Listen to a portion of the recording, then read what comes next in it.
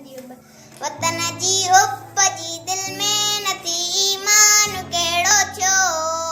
अमल नाहे जे इंसान में त पोइ इंसान कहिड़ो थियो अञा ताईं ग़रीबनि सां न धारे को जी हमदर्दी ग़रीबनि लाइ संदन दिल में भला अरमान कहिड़ो थियो नथी तालीम जी ॻणती नथी बेरोज़गारी घटि तरक़ीअ जो असां में पोइ वरी इम्कान कहिड़ो थियो अजब